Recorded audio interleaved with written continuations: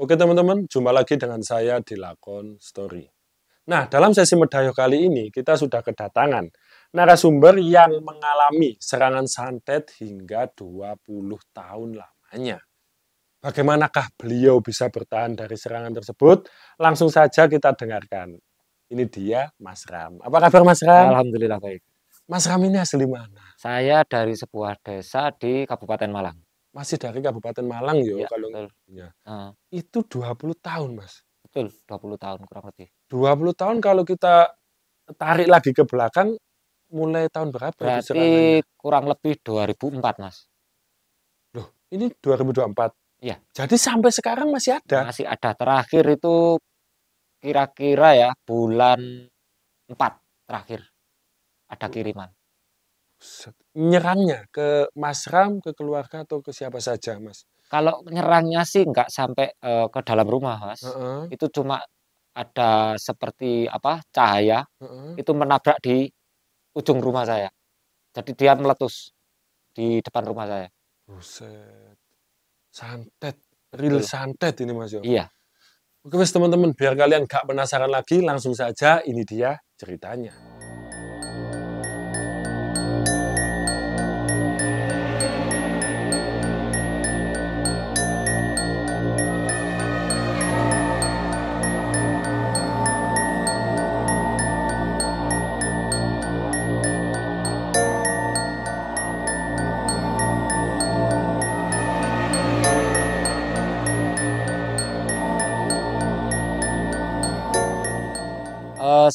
Jauh sebelum saya menikah, Hmm. itu sebenarnya kehidupan saya biasa-biasa saja.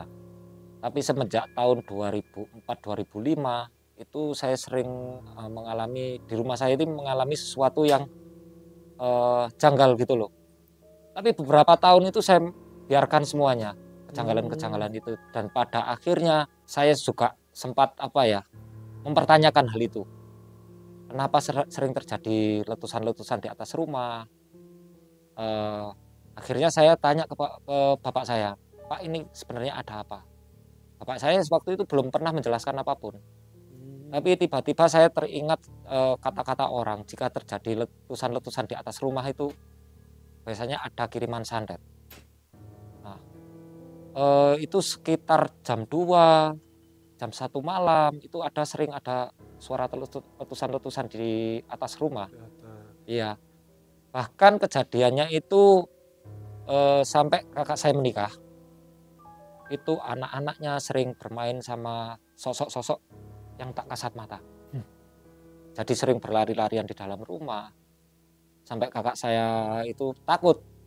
Nah, anaknya sampai kadang-kadang digeret ke dalam rumah. Nah, setelah itu banyak sih kejadian-kejadian janggal di dalam rumah. Kadang-kadang ada benda-benda bergerak di dalam rumah. Padahal sebelumnya tidak ada kejadian-kejadian seperti itu. Bahkan sempat satu waktu saya mau tidur, itu di sebelah rumah saya itu ada suara seperti apa ya, seperti seng Hmm? diinjak-injak. Itu mulai jam 7 sampai jam 2 malam. Nah, waktu hari pertama saya biarkan saja. Nah, hari kedua saya ceritakan ke bapak saya, Pak, ini di sebelah rumah ini ada apa namanya? Ada seperti orang yang injak-injak seng. Nah, coba dengarkan, Pak, kata bapak saya. Nggak ada apa-apa. Udah sekitar jam 12 malam itu bunyi. Nah, kebetulan bapak saya juga masih bangun, masih belum tidur. Dengar. Akhirnya saya cek sama bapak saya. Kita manjat tembok, kita intip di sekitaran rumah, nggak ada apa-apa. Nah, pas waktu bapak saya turun, itu langsung bunyi di situ. Hah? Langsung bunyi. Dicek lagi nggak ada apa-apa di sana. Buset. Nah, setelah itu kita lanjut terus sampai beberapa waktu eh, akhirnya saya menikah. Nah, Nikah. ya ketika menikah pun memang saya nggak satu rumah sama bapak saya. Sekitar 3 tahun setelah saya menikah itu saya nggak campur jadi Nggak satu. satu rumah. Nah, akhirnya setelah itu kita balik ke rumah di mana saya tinggal itu. Hmm, hmm, Nah, hmm. mulai dari situ istri saya juga pernah ditemuin sosok tak kasat mata juga. Di rumah lama ini? Iya, di rumah lama. Anak saya sempat waktu dalam kandungan, istri saya itu ketemu dengan sosok tak kasat mata itu, pernah diminta. Bentuknya kayak gimana? Kalau saya tanya waktu itu istri saya bilang sosoknya orang tua. Sosoknya orang tua itu minta anak saya yang waktu dalam kandungan. Ini masih hamil? Masih hamil, posisi masih hamil. Nah, sempat istri saya sama sosok itu nggak tahu berbicara dengan nada keras. Saya dengar. Ketika istri saya balik lagi ke kamar, itu saya tanyain ada apa? Itu loh, masa ada kakek-kakek minta anak saya. Nah, ketika anak saya sudah lahir, pernah kejadian anak saya juga sempat sakit. Itu pun saya nggak terasa kalau itu memang anak saya kena santet. Nah, ketika di rumah sakit kurang lebih 5 hari udah di rumah sakit, memang anak saya didiagnosa secara medis itu ada penyakit langka. Penyakit langka? Ya, penyakit langka di sana. Terus dokternya bilang nanti seminggu lagi anak saya belum tentu bisa pulang.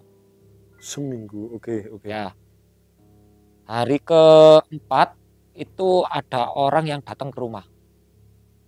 Ada orang datang ke rumah, sempat bilang anak Saman sakitnya nggak wajar.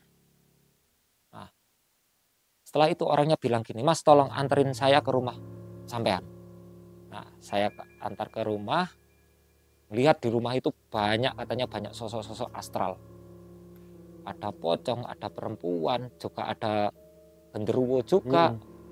Nah, ketika kita berkeliling di dalam rumah, dia bilang ini nggak jauh orangnya sebenarnya.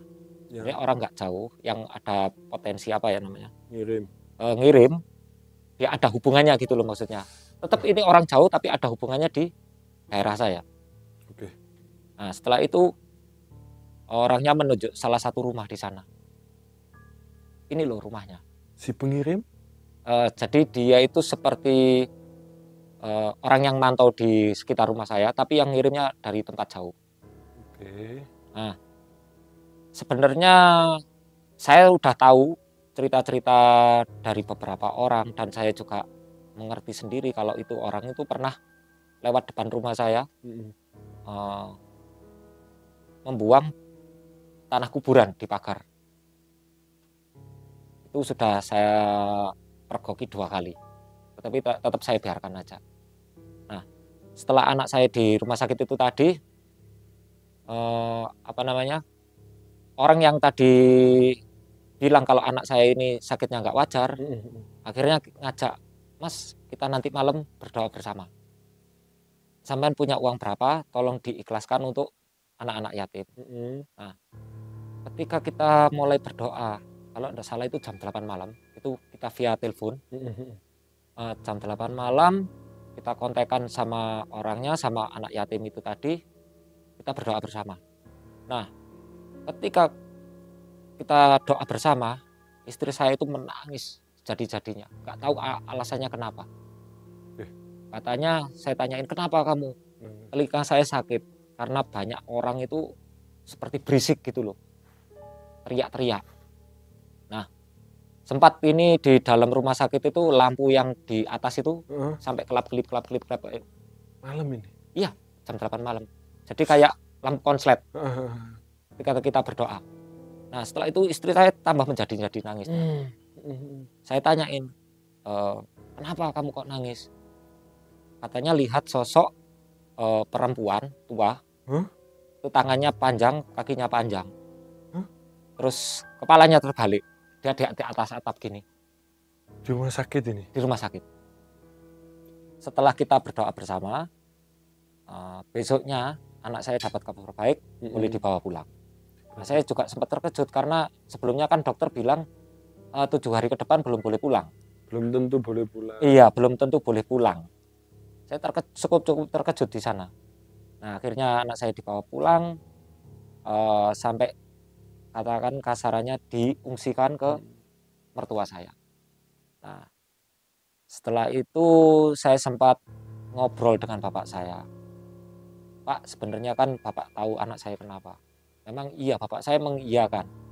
Karena yang sebenarnya mau disantet itu bapak saya. Tapi kenanya ke anak saya. Nah, pernah juga anak saya setelah sembuh kan, katakan kalau waktu libur saya bawa pulang ke rumah saya sendiri. Nah, di sana anak saya juga mengalami hal yang sama dengan anak kakak saya. Juga sering bermain-main dengan sosok-sosok astral itu tadi. Bahkan anak saya yang perempuan itu bilang gini, ya di situ loh ada hantu. Hantu apa? Itu loh yang pakai selimut, tapi sininya dikuncir katanya. Ya saya mengira itu kalau itu pocong pasti. Dan saya sendiri setelah kadang sendiri di rumah, anak saya nggak ada di rumah, sering terjadi hal-hal yang juga menurut saya janggal sekali. Contohnya kadang-kadang pintu itu kayak seperti didorong. Terus ada cewek ketawa di dalam kamar saya. Sampai seperti itu. Nah, bahkan terakhir tahun 2024 ini pun di rumah saya juga sempat 2 kali ada kiriman. 2 kali? 2 kali. Dan yang mengetahui itu ibu saya. Yang hari pertama ibu saya dengar ada letusan di pojok rumah. Kebetulan ibu saya lihat. Lihat. Ya seperti letusan ada cahaya datang terus ada letusan dar gitu. Nah, hari pertama ibu saya nggak cerita. Beberapa hari kemudian ada kiriman lagi. Nah, ibu saya itu membangunkan saya sekitar jam 3:30. Nah, 3:30 karena ada letusan seperti itu tadi. Ibu saya membangunkan saya, terus saya coba keluar rumah. Nah, di atap rumah itu nggak ada apa-apa, Mas. Tapi di tembok yang katakan ada ada rumah gini, terus atasnya ada kayak atapnya lagi. Oke. Nah, di temboknya ada pantulan api, Mas. Pantulan api? Pantulan api. Jadi saya mengira kalau itu sebenarnya kayak banaspati, Mas. Nah, setelah kejadian itu sampai detik ini sudah nggak ada kejadian-kejadian yang janggal lagi sih menurut saya. Cuma ini mau flashback ya, sedikit flashback. 1 tahun sebelumnya ini memang agak-agak aneh itu dengan saya merasa ada yang aneh di sini di rumah saya ini. Saya melihat banyak cicak di rumah, Mas. Cicak. Kalau mungkin 1, 2 atau sampai 4 itu hal wajar. Ini cicaknya lebih dari 20. Di depan rumah aja itu, Mas. 20? 20 di teras rumah saya. Terus? Setelah itu saya coba untuk ke tempat orang ya, yang katakan lebih ngerti. Nah, ketika saya datang ke sana, orangnya kan mengobati pasien lain, mendoakan pasien lain. Nah, disitulah saya mendengar doa yang disampaikan. Nah, di situ saya coba berdoa untuk membersihkan hal-hal yang negatif di situ. Dan alhamdulillah Tuhan ini juga sudah membantu. Memang Tuhan itu yang membersihkan rumah saya. Jadi sekarang ini ya saya kira untuk 1, 2 wajar, Mas. Enggak sebanyak dulu. Nah, sempat ibu saya pernah bilang gini sama saya. Sebelum atau sesudah saya doakan itu tadi, sebelumnya itu rumah itu terasa panas atau banyak pertengkaran gitu, Mas. Nah, setelah itu kata ibu saya, ini kok aneh ya rumahnya, kok sekarang terasa dingin, hawanya juga enak, terus maaf ya, cicak-cicak itu tadi jarang berkeliaran di rumah, mungkin 1, 2 oke. Itu, Mas. Tiba-tiba hilang. Nah, serangan ini kan lama banget ya, Mas? Iya. Lah, selama Masnya ini mengalami serangan tersebut, Mas Ram ini nggak pernah mencoba untuk mencari obat atau gimana, Mas? Kalau dari bapak saya dulu, bapak saya pernah bilang kalau ada kiriman santet atau apapun orang berbuat jelek, jangan pernah untuk membalasnya ataupun dikembalikan. Jadi bapak saya apa ya namanya menasehati kita atau Wanti-wanti. mewanti-wanti untuk kita lebih dekat lagi sama Tuhan. Jadi untuk membentengi diri kita masing-masing ataupun kita membentengi keluarga kita. Jadi kita juga jarang sampai tidur di bawah jam 12 malam dulu. Gitu ya. Iya. Jadi Mas Ramin nggak pernah sama sekali minta bantuan ke orang lain, nggak pernah? Selama ini belum pernah sih, belum pernah sama sekali. Cuma itu kita setiap malam kita berdoa sebelum tidur ataupun kita melakukan zikir atau apapun. Jadi untuk menangkal hal itu bapak saya juga apa ya bilang ke saya untuk minta pertolongan hanya kepada Tuhan. Oke. Itu aja. Nah, itu tadi saya yang coba tangkap selama Mas Ram cerita ini kan yang pernah lihat secara visual itu kan istrinya, istri Betul. sampean, anak sampean. Betul. Kalau Mas Ram sendiri, apa pernah melihat sosok secara visual? Kalau sosok secara visual sebenarnya kurang lebih 3 tahun yang lalu, apa yang dilihat istri saya itu waktu di rumah sakit, saya juga melihatnya di dalam rumah saya. Yang di atap? Iya. Jadi nenek-nenek nenek-nenek tua dengan yang kakinya panjang, tangannya panjang, terus nempel di atas atap itu tadi, di langit-langit rumah itu tadi, dengan kepala terbalik. Itu jam berapa, Mas? Seingat saya sekitar jam 1 atau jam 2 malam. Mas Ram waktu ngapain itu? Sebenarnya saya tidur. Nah, tidur saya kebangun. Karena ada kejadian aneh di dalam mimpi saya terbangun. Nah, setelah terbangun saya melihat sosok itu di dalam rumah saya. Aduh, pas di atas. Kebetulan saya kan di dalam kamar, dia ada di ruang tamu. Merangkak di plafon apa di Iya, dinding? merangkak di plafon gini. Nah, ini yang menurutku juga penting, Pak. Santet itu ternyata dikirim tidak untuk melukai, tidak hanya untuk melukai. Ya. Tapi ternyata santet itu bisa mengirimkan makhluk halus, yo. Iya. Jadi gini,